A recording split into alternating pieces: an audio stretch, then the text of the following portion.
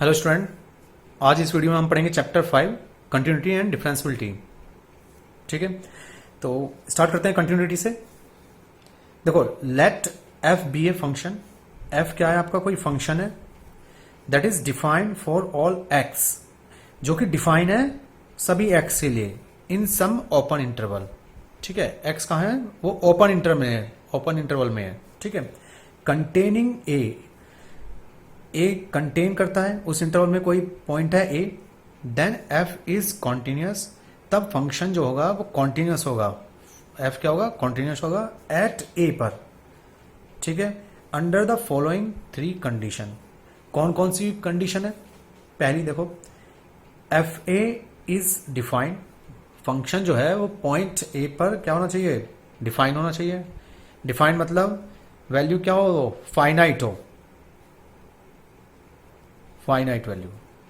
ठीक है, value function की वैल्यू एट ए पर फाइनाइट आए तो उसको हम बोले function at a is defined. Second क्या है? Limit x tends to a f of x exist. ये एग्जिस्ट करना चाहिए। Exist means L H L और आर एच एल वो इक्वल होना चाहिए। ठीक है, left hand limit equals to right hand limit. अगर दोनों इक्वल है तो हम बोलेंगे function eight given point exist. Third क्या है? Limit x tends to a f x equal होना चाहिए एफ ऑफ ए, यानी कि limit at x tends to a उसकी वैल्यू किसके इक्वल आ जाए बेटा? फंक्शन एट ए के। अच्छा, तो दूसरा देखो, हम एक तो ये यूज करते हैं फॉर्मूला। दूसरा क्या है? Limit x tends to a minus, यानी कि लेफ्ट हैंड लिमिट, और limit x tends to a plus f of x यानी कि राइट हैंड लिमिट, और इक्वल आनी चाहिए किसके बेटा? एफ फंक्शन एट ए, जो कि क्या है? एक फाइनाइट क्वांटिटी है। ठीक है, अगर ये तीनों सेटिस्फाई हो जाता है तो हम बोलते हैं फंक्शन इज कॉन्टिन्यूअस। ठीक है, कॉन्टिन्यूटी एट अ पॉइंट। देखो, एक ये सिंपल सी लैंग्वेज लर्न कर लेते हैं जिससे कॉन्टिन्यूटी इजी हो जाएगा। जैसे limit at a is F A. Limit at a is function की वैल्यू एट ए। ठीक है, हम इसको ना करके इसे लर्न कर सकते हैं। टाइप ऑफ क्वेश्चन क्या होंगे? देखो, function is given, function given होगा और मुझे क्या चेक करना पड़ेगा? कंटिन्यूटी। फंक्शन गिवन है, कंटिन्यूटी चेक करनी पड़ेगी। दूसरा टाइप क्या होगा? फंक्शन गिवन होगा कॉन्टिन्यूअस। पहले में तो हमें कंटिन्यूटी चेक करनी पड़ रही थी, लेकिन इस बार कॉन्टिन्यूअस होगा फंक्शन आपका, और यहां फाइंड करना पड़ेगा सम कांस्टेंट। कोई भी कांस्टेंट होगा वहां इसको फाइंड करते हैं। ठीक है, नेक्स्ट देखिए।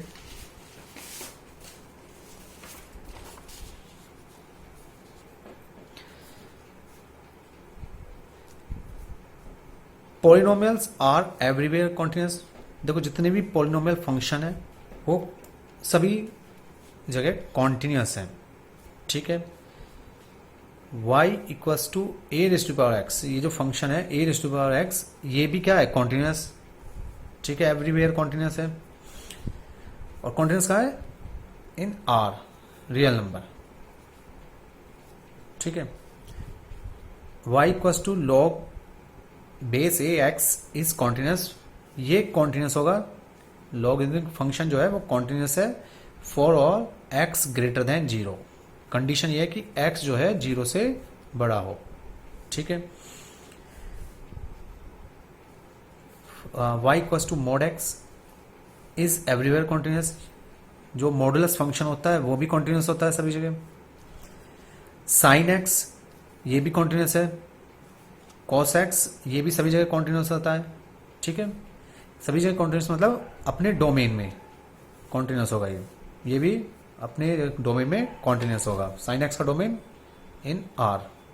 ठीक है, टेन एक्स भी क्या है? कॉन्टिन्यूस है सभी जगह, एक्सेप्ट, लेकिन किस क्या छोड़कर? 2n + 1 π/2 ये वैल्यू को छोड़ के। ठीक है, इसको छोड़कर बाकी सभी जगह क्या होगा, ये कॉन्टिन्यूस होगा। कॉट एक्स भी आपका कॉन्टिन्यूस है एवरीवेयर एक्सेप्ट एन पाई पर, ठीक है। एन पाई जितनी वैल्यू है सभी को छोड़कर ये क्या है आपका कॉन्टिन्यूस है। अच्छा, इसको ग्राफ से समझते हैं, देखो कॉन्टिन्यूटी को।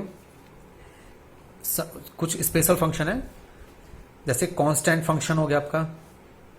Constant function y equals to c या y इक्वस टू 2, 3, 4, ये सब क्या कहलाते हैं, कॉन्टिन्यूस फंक्शन कहलाते हैं। ये सभी कॉन्टिन्यूस होते हैं इन रियल नंबर r में, ठीक है। जिसका ग्राफ क्या होगा, अगर y इक्वस टू सी है that means parallel to x axis. Next देखो आइडेंटिटी फंक्शन। आइडेंटिटी फंक्शन जो होते हैं वो भी कॉन्टिन्यूस होते हैं इन r। ये आपका आइडेंटिटी फंक्शन है y इक्वस टू x, ठीक है। ये क्या है, कॉन्टिन्यूस है एवरीवेयर इन r।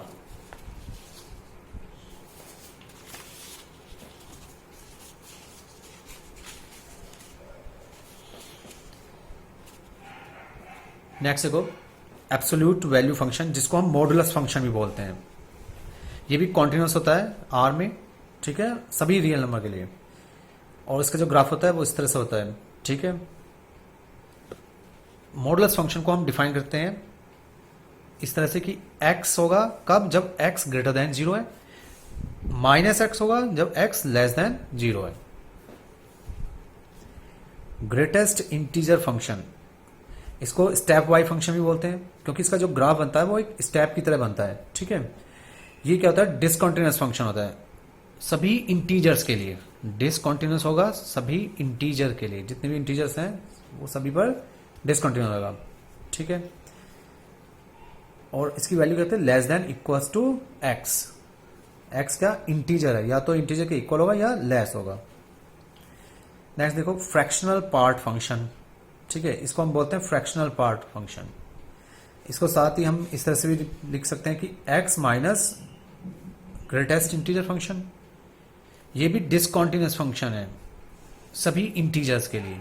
जैसे आपका ग्रेटेस्ट इंटीजर फंक्शन है डिसकंटिन्यूअस है, इसी तरह से डिसकंटिन्यूअस है ये भी इंटीजर्स के लिए। नेक्स्ट देखो पॉलिनोमियल फंक्शन, ये कॉन्टिन्यूअस होता है इन आर, सभी रियल नंबर के लिए कॉन्टिन्यूअस है।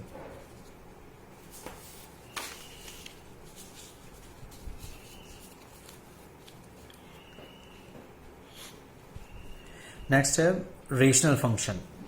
रेशनल फंक्शन जैसे 1 अपॉन एफ ऑफ एक्स, ये 1 अपॉन एफ ऑफ एक्स या g x upon f of x, ये सभी क्या कहलाते हैं, रेशनल फंक्शन कहलाते हैं। कॉन्टिन्यूअस होते हैं, जितने भी रेशनल फंक्शन है वो सभी कॉन्टिन्यूअस है एक्सेप्ट किसके, एफ ऑफ एक्स जो है वो 0 के इक्वल ना हो, ठीक है। एफ ऑफ एक्स जो है जो डिनोमिनेटर में है वो किसके इक्वल ना हो, 0 के। तो बाकी सभी पर क्या है, कॉन्टिन्यूअस है। ट्रिग्नोमेट्रिक फंक्शन, ट्रिग्नोमेट्रिक फंक्शन में आपका आता है साइन एक्स आ गया, ठीक है, ये कॉन्टिन्यूअस होता है इन आर। कॉस एक्स ये भी कॉन्टिन्यूअस है, ठीक है, everywhere continuous. Next ten x, ये भी कॉन्टिन्यूअस है एक्सेप्ट किस पर, 2n+1 पाई बाई 2, क्योंकि जब हम टेन एक्स को लिखते हैं sine x upon cos x, तो कोस एक्स जो है 0 नहीं हो सकता। तो कहाँ कहाँ 0 नहीं हो सकता, 2n+1 पाई बाई 2 पर, ठीक है। तो ये वैल्यू छोड़कर सभी जगह क्या है, ये आपका कॉन्टिन्यूअस है। कॉट एक्स कॉन्टिन्यूअस है सभी जगह एक्सेप्ट एन पाई पर, क्योंकि जब हम कॉट एक्स को लिखते हैं cos x upon sine x, तो साइन एक्स आपका डिफाइन नहीं होता एन पाई पर, ठीक है। नेक्स्ट देखो कोसेक एक्स, ये भी कॉन्टिन्यूअस है एक्सेप्ट एन पाई पर, क्योंकि ये भी डिफाइन नहीं होता, ठीक है। जैसे कोसेक्स को लिखेंगे 1 अपॉन साइन एक्स, तो साइन एक्स इक्वल्स टू 0, किस पर 0 होता है, एन पाई पर 0 होता है। तो जैसे 0 हो जाएगा तो ये नॉट डिफाइन हो जाएगा। सिमिलरली देखो सेक एक्स है, ये भी कॉन्टिन्यूअस है सभी रियल नंबर पर एक्सेप्ट 2n+1 पाई बाई 2 पर, क्योंकि सेक एक्स को हम लिख सकते हैं 1 upon cos x.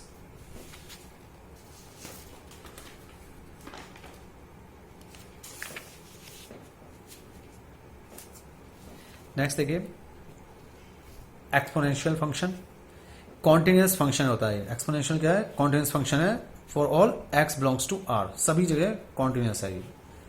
Logarithmic function क्या है? कॉन्टिन्यूस है, लेकिन ये कहाँ पर है कॉन्टिन्यूस? ओनली r प्लस, यानी कि जो पॉजिटिव रियल नंबर है, पॉजिटिव रियल नंबर है वहीं कॉन्टिन्यूस है। ठीक है,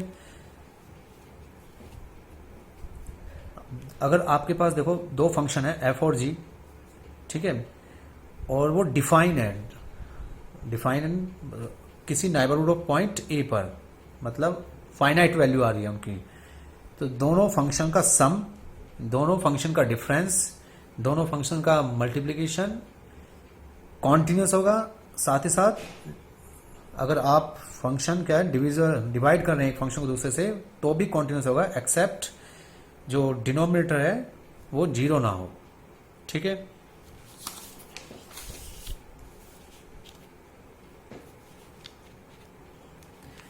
if f and g are real valued function. अब देखो f और g आपके क्या है? रियल वैल्यूड फंक्शन है। g कॉन्टिन्यूस है, जो फंक्शन g है वो कॉन्टिन्यूस है एट a पर। ठीक है, यानी कि आप पॉइंट a पर इसका कॉन्टिन्यूटी चेक करें तो ये क्या है? कॉन्टिन्यूस है।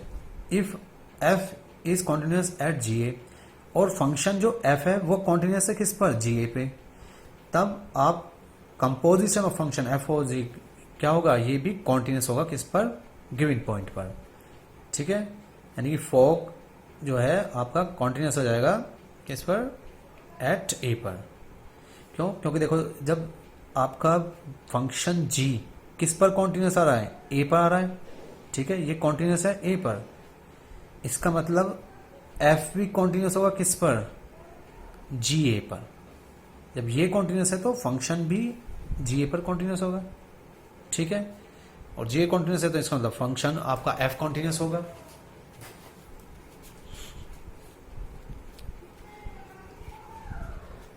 देखो लास्ट में क्या है, हम जब क्वेश्चन सॉल्व करेंगे तो वो कैसे सॉल्व करते हैं। अगर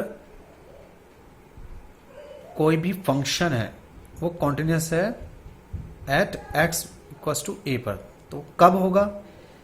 if limit x tends to a f of x equal है फंक्शन एट a पर। ठीक है, हम ये वाला फॉर्मूला यूज करेंगे, limiting value equals to function at a। कब करेंगे?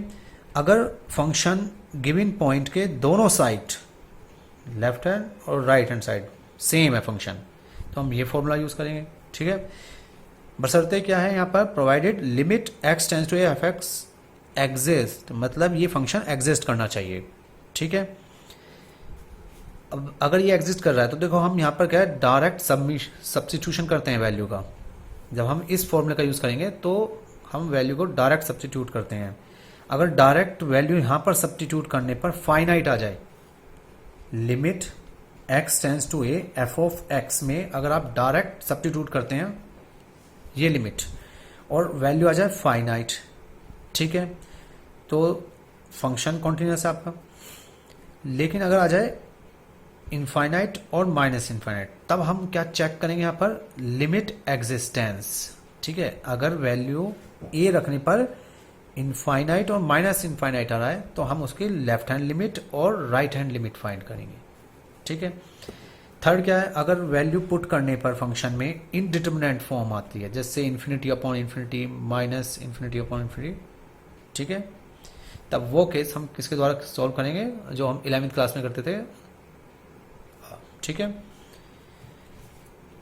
अब देखिए अगर कोई भी फंक्शन कॉन्टिन्यूस है at x equals to a पर, वो कब होगा?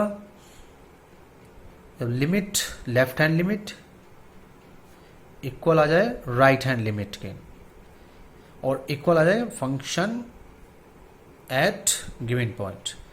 ठीक है, अगर तीनों इक्वल आ जाते हैं तो हम कहेंगे फंक्शन कॉन्टिन्यूस है। तो इसको हम ऐसे भी देख सकते हैं, अगर फंक्शन आपका दोनों साइड, यानी कि गिवन पॉइंट के दोनों साइड, जो क्रिटिकल पॉइंट है उसके दोनों साइड डिफरेंट है, तब हम ये फॉर्मूला यूज करेंगे। ठीक है, ओके, थैंक यू।